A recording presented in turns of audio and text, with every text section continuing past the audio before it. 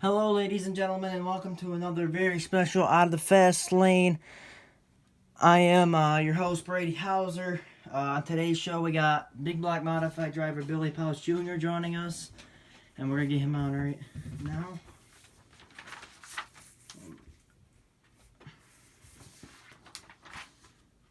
I sent you the invite, Billy. We are now doing it on Facebook Live for everybody on YouTube. It's very new. So if you guys want to see the video on before it even airs on YouTube, you want to see the interview, it's gonna be live on. It'll be live on Facebook Live. Hello, hi Billy. How's it going? Welcome to the show. What's happening, buddy? How are you? Welcome to the show. Oh, appreciate you having me on. Yeah. What have you been doing during this pandemic to stay healthy and race ready? Well, if anybody follows my sister's YouTube, she'd kill me if I didn't say I exercise every day. So, no, I run pretty much every morning or walk and keep everything fit. More for just the fact of being on that side of it. I don't know if it's a total thing on that, but there's nothing like actually racing that gets you in better shape than anything else. You know what I mean? Now, you got to race Cherokee last week and Tri-County. What was that like for you to get back in the race car as a driver? Huge, man. It's huge. You sit and think, all right, do I suck when I back or am I be any good? So we came out guns a-blazing, thought we were going to win over tonight, had a crank trigger go bad, and ended up third. The second night we were running second to Stu, and a lap car took us out. So just an interesting weekend, and we had a blown head gasket. But I'll tell you what, we showed a ton of speed. I was very, very thankful for that. So that was pretty cool on that side. Gives you good plus going into this weekend. I mean, we're going to start out at BAPS on Saturday there and Potomac on Sunday. And, you got to have confidence. Confidence runs this sport, and I'm thankful right now we're rolling pretty good, even though we've been off for 2 weeks. But we thought about going to Louisiana, but 19 hours just didn't really sound too hot to me. So we stayed home on that one. How did your racing career start for you as a driver, and what age? I was. You want me to be honest with you? I think I was from day one. I think I was born into it. To be honest with you, so that one might be a learning profession. Because your dad. So I don't think I was getting out of it. I mean, I tried doing other stuff and whatnot, but I'd always come back to racing. It's a challenging sport. I'm in an interesting position. Fortunate, my dad actually, probably one of the best level B. So you live up to that, but you also got to drive him too. So he's never owned any of my car since day one.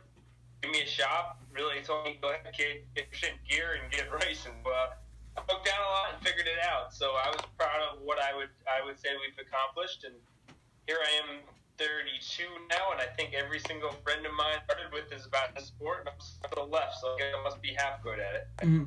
So what's it mean for you to get to carry your dad's legacy in racing as a driver? It's pretty cool. It's that side of it. I get that question. What makes it good? So I just like racing, man. I like to win. My buddy Mike Mallett is probably Utica Rome now, so he ain't listening on that side of it. It's like an addiction. It's like something you just do, And the older you get, you think, all right, I'm going to slow down with it for a little bit, and you're like, man, I shouldn't slow down, So I'm very thankful, and the wins are what keep you going, but the people you meet along the line make it way much more fun to do, buddy. So, what is your favorite racetrack to race at, and why? That's a good one. I always loved Fulton, but Fulton doesn't like me. I really like the Chili Bowl. Chili Bowl's awesome, one of the best racetracks. Georgetown's been good to me, and so has a few of them, I'll tell you that Tri-County was pretty bad ass, if you really want to be lack of better terms there. Down there is a really, really cool racetrack. I was impressed. Facility, a little bit of a dive, but a cool racetrack. I'm open to anything, man. I want to rip, man. I don't want to slow poke pedal. Give me a little bit of bite and let me rip, Race cars are meant to race, not to crank around and look at the black on the track and say, okay, well, I want to race, That's why that's the tracks I like. I don't need hammer down, but want a little bit of bite. So, have you gotten to race like the dirt car series for you as a driver? Yeah, we've had a few top fives. I tried it. Dean Reynolds is an awesome guy. He does a great series up there, but I just doesn't fit where we go on that side of it. You know what I mean? It's just we go to Charlotte, we were okay. We go here and there, but I mean the Daily Series fits more to where we're geared up towards and what we do. So, do I want to beat? You always want to beat the best. You want to run with the best, and the Dirt Series has got it. But you got to remember where I'm at in New Jersey. Nothing makes sense. Like my brother-in-law, he runs the Dirt Series there. Well, they're not married, but they're pretty much close, Mahaney. So they're not that far. But they follow up. They live up in that area, so it's a little different when you live in New Jersey. Whether they like it or not, I gotta give a hats off to Ryan going down for trying the series last year. It's something that's pretty neat. Don't know if I'll ever do it, but it was a cool experience for him. So you got, like you said, you got to race the Tri-County in Cherokee last week. And at Tri-County, there was no fans in the stands. What was that like for you, racing, knowing that there wasn't anybody else there watching you? It's definitely different, but we had an awesome fan turnout online and stuff. But I got to tell you, I don't think I put my family up in those stands at Tri-County. They were shady. So it wasn't as bad as there can be. So it was definitely odd, definitely different, but it was pretty cool. I'll be curious how long these New York tracks last trying to do this, because I don't think you can race without fans and really make it. But it's interesting. It's a different world we live in on this side of it. I never thought I would say that, but I'm an optimist guy. So we start down here this weekend, but I think by July 4th we'll be swinging. I think we'll be back doing something here. So my stuff's ready. We spent a lot of time getting this stuff together, and see what happens. So you raced three numbers. You raced the 3, you've raced the 15, you raced the 96. What are the backstories on those numbers, and why did you choose those numbers? Ooh, that's a good one on that side of it. So the 96 comes from my owner, Ricky Holston. The 3 was Bill Pasquillo's. That was for Dale Earnhardt. And then the 15 is my grandfather's number on that side of it. But really, when you drive for someone, bud, you just take their number and run with it. So it's not a big deal either which way on that. So you kind of go with it. But on my own stuff, you pick your number. So I'm thankful 15's been my number since I started as my own family, and we got 215 sitting in the shop, and that's kind of my go-to number. My kid says he's going to run 15, and man, if you're still around, you'll be interviewing him in a couple of years. So maybe you'll be on DTD TV. So. Actually, speaking of that, I don't know if you've seen the highlight. I am now officially a part of the Dirt Track Digest team, so I'll be doing reporting and all that too. So that's pretty funny that you brought that up. Good. If you could race against, no, we need that. We need team in the sport. And I think it's a good asset for us, man. We need people involved into it, and we can't have these bald-headed old guys like Mike Mallett running around everywhere. If you could race against any driver, past or present, who would it be and why? It can be Supercross, NASCAR, dirt racing, etc. We're having a little connection. All right, so where are you thinking here? I said if you could race against any driver, past or present, who would it be? It could be NASCAR, dirt racing, motocross, Formula One, etc. Gotta be AJ Foyt, man. Come on, he's like a legend, A guy can wheel anything. I want a true American legend on that side of it, You gotta have some cool things. I mean, there's some awesome drivers back in the day. AJ Foyt, Parnelli, Jones, man. Some of these guys that just put their life on the line. There's race cars that I don't even know if I'd get into, Awesome experiences, man. It's there's some cool icons in the sport, and what I think we're missing a little bit in this thing is a little character in these drivers nowadays. I think we need some open honesty on that side of it. You can't be such a cookie cutter. You gotta have a little storytelling to it, whether you like people or not. But you gotta have a little back tradition to make it work. Yeah. How do you feel about all the iRacing that's happened on TV during the pandemic, before everything opened back up? And did you get to try it at all? I've done it, but I didn't. I'm a little old school. I'm 32, but I'm old school. So I spend time riding four-wheelers and go-karts and stuff to hone my skills. I get it. iRacing's cool. The sport is wicked expensive. It is definitely not for the weak of heart. I don't know if I'm I'm a giant fan of it, but I get it. So as long as it builds crowds for circle track racing and doesn't relate onto that, I get the computer need. I get it. I just don't want. And I hope you're not that way. I hope showing kids on computers all day, man. Live your life, enjoy it. Mm-hmm. Take it to the racetrack. You know, well, right now you can't see a ton of people, but that's what makes society in general. Mm-hmm. So what goes through your mind as a driver when you're potentially gonna crash and like just wreck your car? What goes through your head? We're having connection issues. What goes through my head? Why that? You know? We're having a little bit of connection issues, Billy. Have you got anybody? Hold on. Now you should do. Yeah, it's just a little. Alright, now we got me. Alright. So what goes through your mind when you're Alright, spinning out? Yeah. Oh man, as long as so here's my honest opinion. It depends on what happens. If I get put in the wall, I'm looking to see who put me in the wall. If I step on my wheel, I'm mad at myself. And then I don't know, man. It just gets quiet. You don't think about that. So when you roll out, you don't think about the inevitable. You just go out and do the best you can. That stuff's gonna happen. It's gonna happen. Just roll with it on that side, you know. Mm-hmm. So do you have a nickname? Ooh man, it's going way back. Actually, my buddy there at Big Diamond, Brad, he's a Diamond Dog. He used to start out as the kid's kid. That's where it kind of came from. So, been racing since I tell him he was up there. It was like 2003. After different ways, I'll have any nickname in the book as long as you look able. So have you gotten to like experience like Eldora and Volusia Nationals? And what is that like for you to get to experience that? I've been to Eldora. It was awesome, man. I've never ran Volusia, but I did All-Tech. I've been to Volusia a few times.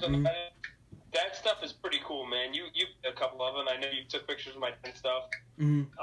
Awesome experience. Racing in the game. Go out, but take it in. There's nothing like it. It's a little different, but still that doesn't mean you can't. There's nothing like spending a night at the race, whether you like. You have a connection, and Eldora and Volusia truly do. Uh-oh. We're losing you again. I got you, buddy. You got me? Yeah, I got you. I think we're having a little bit of connection issues because we're pretty far apart from each other. What are some dream tracks for you to race at? Dream tracks. So a lot of them are closed by now. I like Penn National, like Flemington and stuff like that. Knoxville's high on my list right now. Knoxville, Tazewell. Man, if Brett Dale hears me, I'll drive to Tennessee to race there. But I don't know if I'll go through the mountains again. But cool. Any racetrack's fun, man. We need these racetracks. We need all of them. I mean, I thought about even going to Penn Can Friday night to support them. Just not in the cards, but whether you like it or not, it's dusty, it's dark, it's no one there. We need racetracks. We need it to keep going. We need people, and we need to enjoy it. So, what would you be doing if you were not racing?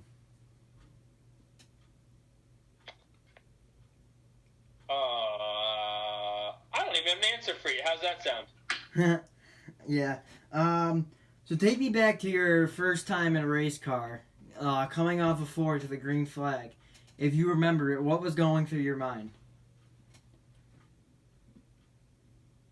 Don't screw up. Yeah.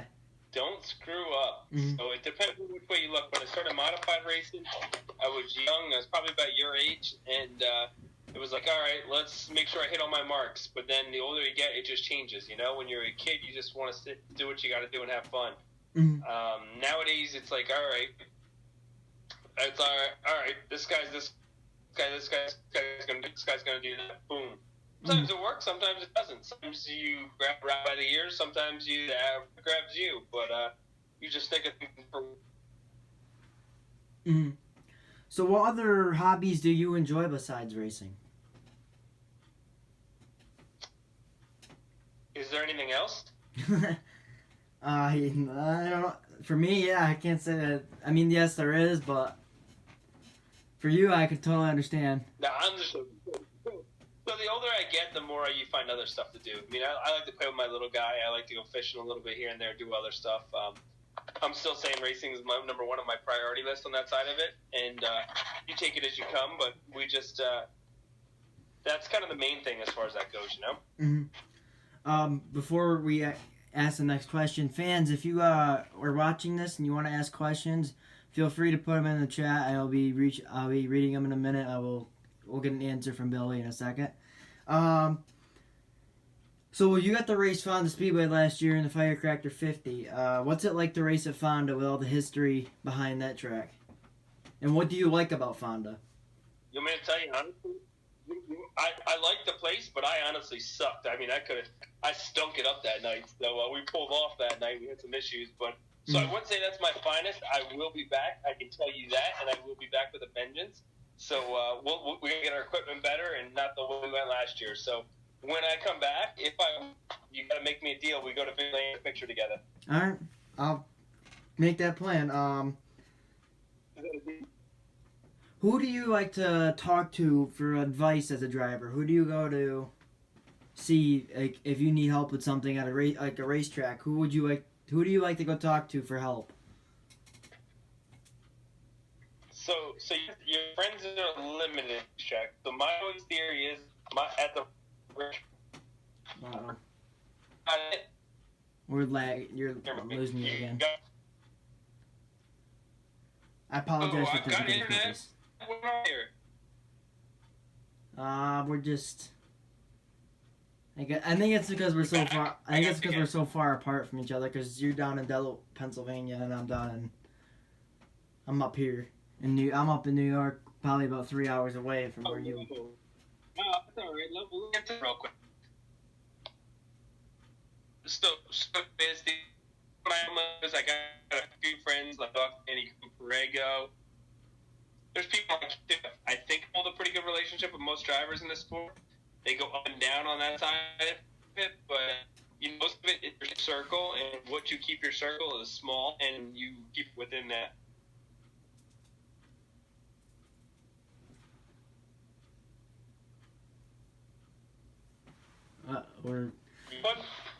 I think I got you. It's a little bit technical difficulties. So fans, if you have any questions, feel free to put them, type them now. This is your chance to do a Q&A with Billy Pauch Jr. Make sure you guys feel free to ask anything. Like we said, the question was, who do you like to talk to? Uh-oh. Now we really lost you. Oh, no. We lagged right out. Shoot. Alright, we lagged right out. I apologize for the technical difficulties. Billy lives a ways away from where I'm from. We just lagged right out. We will get it back going right now. I apologize for that. We will continue this video with the fans, and then we'll ask him. We'll close it up. Alright, live. I don't know what's going on. I apologize, everybody, for the technical difficulties. That was Billy Pauch, if we can't get it back on. It ain't letting me do anything. Alright. Work for me, Facebook. I apologize, everybody, for the technical difficulties. It's not my fault on my neck of the... Yeah, I understand that I lost Billy. I'll just call him on here. Like I said again, guys, I apologize for everything that happened. Somebody messing up with my internet. Oh my god. I don't know what's going on. My iPad's really hot right now.